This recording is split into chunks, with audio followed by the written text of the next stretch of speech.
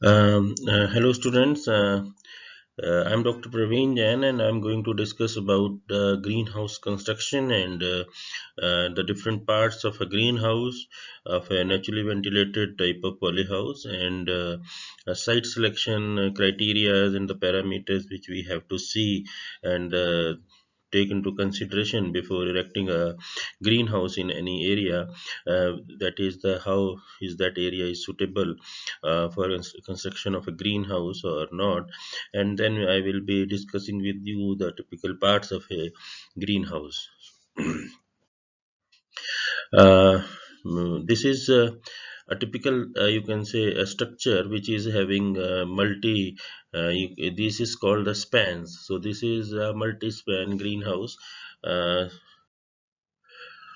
The presentation will be, we will be discussing about some the concepts of greenhouse, its greenhouse technology, its selection of appropriate site for greenhouse construction, its orientation, classification of different greenhouses on the basis of shape particularly, and the different components of a greenhouse, and the steps in construction and maintenance of greenhouse.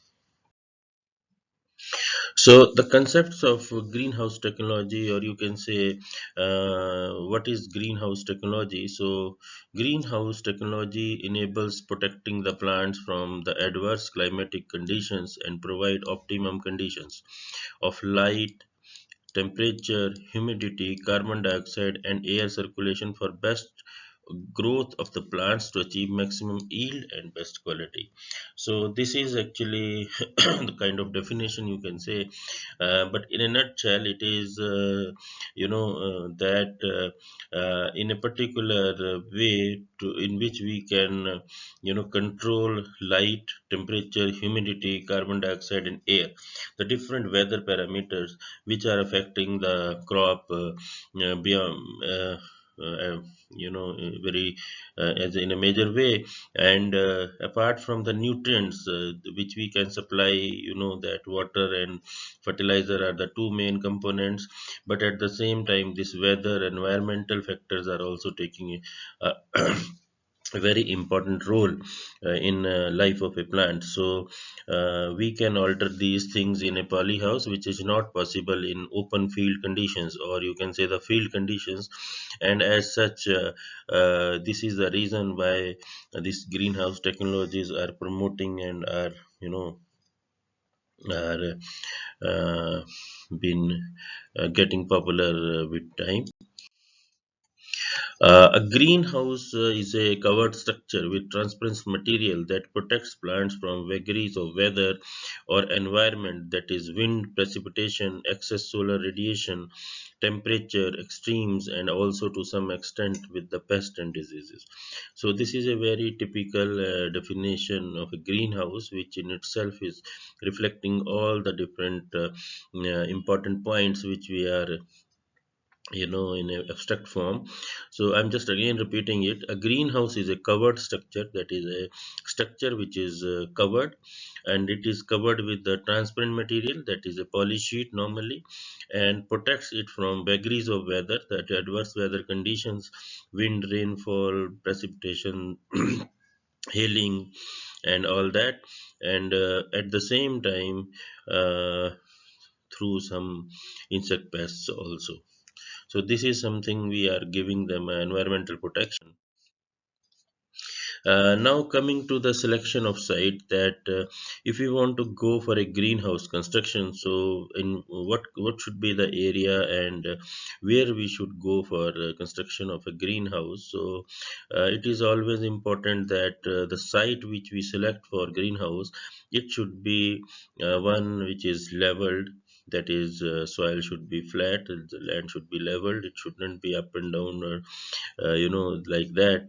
Then well drained soils, there shouldn't be any stagnation of water in any time of the year, because if the water gets stagnated in the soils, and it may cause you know adverse effects on to the poly house, and then see, there may be seepage of water inside, and it's as such covered structure, so it's not possible to take out the water easily. Now, the road is also very important part that you have to see, because whatever you are producing from the greenhouses, it should be immediately marketed, and so we should have a market access, and to transport the material we need roads. So it is sometimes difficult if you make a polyhouse at a place where which is not practically possible, or maybe away from the road, maybe at a hilltop or somewhere. So then it is always recommended that it should be near the road. The water and electricity is the basic needs which is should be there, because you need water for irrigation, and electricity of course to run certain equipments in the polyhouse, like water pump for running foggers and drippers and all. So yeah, these are important. Then the labor availability is also important, that you should have access to technical labor or experienced labor, that they can who can work in the greenhouse. You may not need much people, but at least one or two good people that know how to operate these equipments, and how to use the how to put down and up the curtain handles, curtains, and if there is minor problems, how to get them maintained. So this is very important. Then important is about shadow free area. Now the polyhouse should be at a place which should be sunny enough, and it shouldn't be under the in between in the buildings or in between the trees, so that it may remain shady, and that may not be workable. uh, Communication also should be proper, uh, that so that you will be in contact with market. And then future expansion plan should be the land should be like this, that you if you want to multiply the poly houses in future, so you should have an assess, so that this all comes up as a cluster with time, and it is not like you erect one poly house at one place and a second poly house at a distance, so it may be difficult to maintain by the farmer. The irrigation water which is we are recommending is at 5.5 to 7, and EC 1.1 to 0.3. Now, if the water is not in that thing level, then it should be treated before feeding to the poly house tanks. Now, similarly, your soil of the area shouldn't be acidic or alkaline or any way problematic. It should be neutral one, and if it is, and it should be like a silty clay loam for the best conditions. If your soil is not proper, whether it be sandy or clay or maybe having salts, so it has to be treated. There should be additional mixing, because it's a small area and the soil can be maintained, so that there should be addition of clay or sand and or organic manure or vermicompost, so that the soil can be made in a proper way. Now, regarding the greenhouse, after the site selection, we this is about the greenhouse orientation. Now, the orientation, what we mean by orientation is whether in which direction we should go for a polyhouse. And now you can just see in this typical picture here. I'm just trying to show you that. Now this is a vent which is having this direction, and this is the arch which is having this direction. So now in both the sides, the outermost spans, which is arch, or you can say the arms of a poly house, they are opposite to each other, and it is always like this. There may be n number of spans in between, but the first and the last will be always opposite to one another, so that any wind coming from this direction or that direction, it may be passing on from the top like this, and it may not be getting entering inside from here, and may damage the poly house.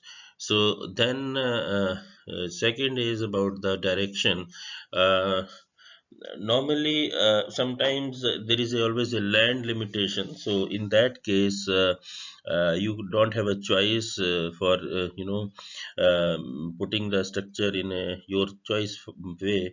But if there is a land, enough land and a flat portion, and you have a choice, so it is always recommended that you should always keep the poly house in north south direction, so that the winds which are flowing normally from the western side, generally the thunderstorms comes from the western direction, so that portion should remain in the width form. There should be, that is so that the minimum area should be coming in the air contact, and maybe there is a the polyhouse is not been damaged by these winds. So then, of course, light intensity, wind direction, and velocity is also be taken care, and the gutter, you know, should be placed in north-south direction. And it should be at a slope. The gutter should be kept at a slope of around say 1.25 or 1 or 2%, 2 mm, or 1 or 2% you can say, so that any rainwater falling on that may pass on smoothly, and it may not be getting if getting collected on the gutter, or it may seep in the inside the poly house. uh, So this was about the site and the site selection and orientation of a greenhouse. Then the next is about the classification of greenhouses. Now there may be a number of ways to classify greenhouses, like shape of the structure, the cladding material which we are using, and the material of construction which we are using, or the type of ventilation which we are doing. The one is very important is about the shape of structure. So this is based on the shape of structure, that is how this roof is there, how the structure shape is that. So accordingly, the names has been given, if that is a very pointed tops are there, so these are considered as a sawtooth type structures, just like your sawtooths. And this is made so that if there is some wind, snowfall, or if there is a snowy area, so snow may not get accumulated on the top, and may damage polish it, so it may immediately get slanted down, and like this. Yes, and the different arch tooths or arch tooth surface tooth structures are made in such a way that the maximum sunlight can be encased from the area, and so that normally the longer side should be in the southern hemisphere, so that in winters the whole sunlight may come inside, and it may help in polyhouse growth. So these are typical structures, some complicated structures in which we makes a little heavy framework is done, so that the structure remains sturdy. So this is pitched roof greenhouses, or you can just have a view on this front view or side view of these kind of structures. This is a typical images. You can just see a multi-span structure in which there are so many spans all together.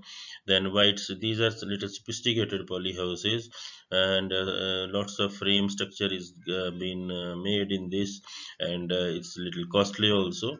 The arched sawtooth, you can just see the arches on the top, and that's why the name is arched sawtooth structures. And down in the fourth picture, it is very clearly visible that these are polytunnels, or so the curved tunnels in which there is no top vent on that. So that's why they are acting like a shape is like a tunnel, so the name is polytunnel. This is a typical small sized poly houses, which is a kind of bamboo structure, or a net house. These are low cost structures which are made just for poorer people, farmers, so that they can have some earning from that. These are typical small wooden or GI structures, and used maybe for making nurseries, or maybe some for experiments for with the help with potted plants and all that. Mm. So this is the same way the different structures you can just see in the pictures. Uh, a greenhouse construction has to withstand heavy rainfall, high wind speed, high temperature, weather conditions in a tropical region. So the structure is made in such a way that its frame should be sturdy enough to bear these kind of different weather vagaries. It shouldn't be like that it may be get damaged if there is some wind comes and all. The cladding material is normally the 200 micron poly sheet, which is anti-UV sheet, and it shouldn't be, resistant to certain chemical use, sprays, or pesticides. The journal features, this is a very important slide. I mean, like of a naturally ventilated poly house, or you can say the greenhouse. The structure is made of GI pipes with aerodynamic shape. It is designed to resist wind velocity up to 120 to 140 kilometers per hour.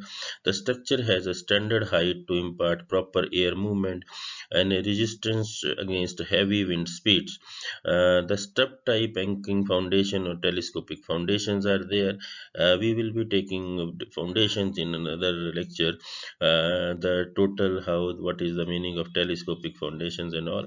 The total height of a greenhouse is normally 6 to 7 meters. It's the top vent, the top level, and the gutter height is 4 to 5 meters. The ventilation is 25 or 20% of the ground area, and the slope is around 1 to 2%. The apron height, which is actually the height from the ground till the insect net starts. I will show you in the picture where is the apron height. So this is around 1.2 to 1.5 meters. These are different parts of a structure which are being enlisted here. So what are the, normally I have told you that these all frame structures are like prefabricated structures, and all the material is available, only fitting is required at the site. So this is all one typical you can say BOQs of different type of structures of maybe 500 square meter, 1000 square meter, and different size of structures. And then these are uh, uh, uh, the material is available accordingly, and this get fitted in the once it reaches to the site. Now coming to the last slide, and it is a typical view of a greenhouse. So you can just see here. I'm just going to explain you each and every point here, so that you can have a better understanding. Now this is the entry here. Entry is always made with the double door. There is one door here and one door inside. Normally, the inside door and this door is in a not in a straight direction, so that if the person entering from this door may get has some infection, some butterfly, some insect may enter with him. So it is always recommended that you should come to the inside, close this door, change your clothes or shoes here, and then open the next door, because it is sanitation is very important part inside a greenhouse. Now this is here you can just see 1, 2, 3, 4, 5, 6, 7, 8, 9. Now these are different frames. They are almost similar frames. These are 9 frames are there, and these frames are here grouted and then being erected, and then these different frames are joined with one another like this. With this is called the horizontal beams, and then once it is joined, There is some support pipes are put to this. These are support pipes here, and then a poly sheet is cladded on whole of the structure. The different parts has different names like curtain pipes. The curtain pipes means that in which the curtain is moving. The bracings are there which are used to support. The gutter is the point in the center. Here it is let me change the color. Here in the center there is a gutter here, and the rainwater which is collected on the top, it is been fallen with the help of pipe, it can be taken out.